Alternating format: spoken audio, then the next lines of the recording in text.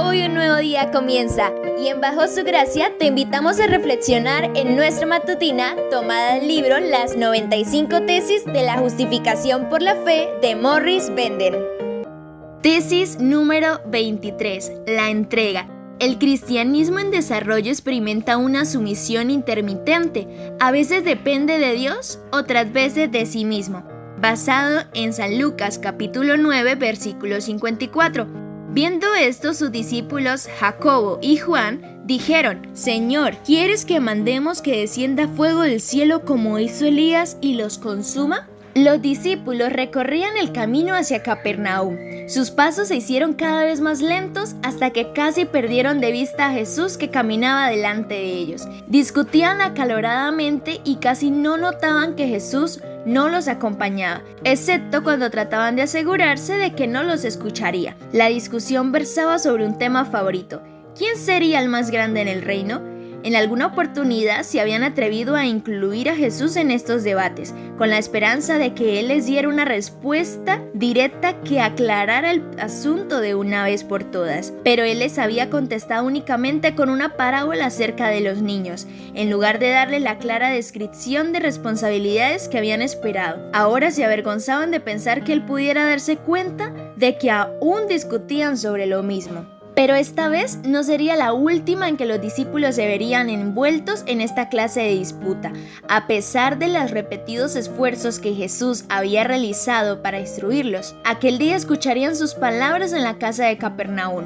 Se darían cuenta del error que cometían a buscar los lugares más destacados, el mismo pecado que Lucifer había cometido en el principio. Pero antes de mucho, Santiago y Juan vendrían mediante su madre con una petición directa de que les concedieran los lugares más elevados a la derecha y a la izquierda de Jesús, y la discusión de los discípulos comenzaría nuevamente. Poco tiempo después, Pedro, Santiago y Juan tomarían parte en la misteriosa ascensión de la montaña, y los 9 que quedarían detrás pasarían la noche discutiendo acerca de quién sería el mayor. Ni siquiera la humillación que sufrieron a la mañana siguiente, cuando se demostraron incapaces de echar fuera un demonio, fue suficiente como para enseñarles su elección. Por eso, en el aposento alto, la noche antes de la crucifixión, se hallaban con las espadas desenvainadas otra vez, ninguno dispuesto a doblegar su orgullo y desempeñar el papel de un siervo. Los discípulos estaban cometiendo un pecado con esto y lo sabían. Sin embargo, continuaron vez tras vez. ¿Y quiénes eran estos discípulos?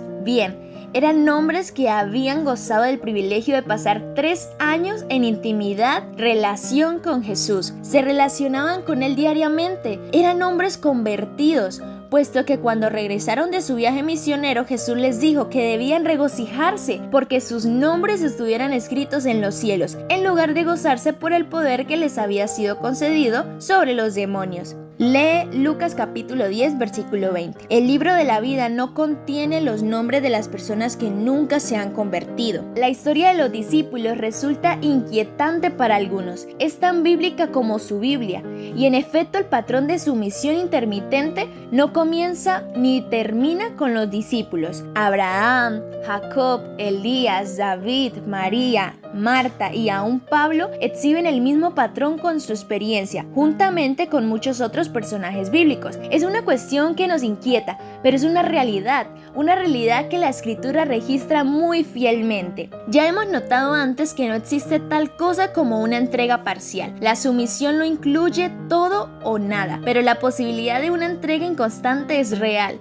En efecto, si nos basamos en las biografías que la Biblia presenta, podríamos aventurarnos a decir que la entrega inconstante no es solo una posibilidad. Generalmente se necesitó tiempo y experimentación antes que la persona que se sometía a Dios aprendiera a permanecer sometida a Él en todo tiempo, sin fluctuar. La tesis 72 considera más detalladamente este patrón de altibajos de la vida cristiana. Supongamos que usted se encuentra en los zapatos de los discípulos. Imagínese que en cierto momento se encuentra dependiendo de Dios y gozando de la victoria, pero al minuto siguiente, inexplicadamente, comienza a depender de usted mismo y encuentra que ha caído y ha fracasado y pecado nuevamente. ¿Qué hace entonces? Tal persona puede hallar instrucción y consuelo en estas palabras: si alguien que mantiene una comunión diaria con Dios yerra de la senda, Si en algún momento deja de mirar fijamente a Jesús, no es porque peque voluntariamente, porque al darse cuenta de su falta regresa nuevamente y fija sus ojos en Cristo. Y el hecho de que ha errado no lo hace menos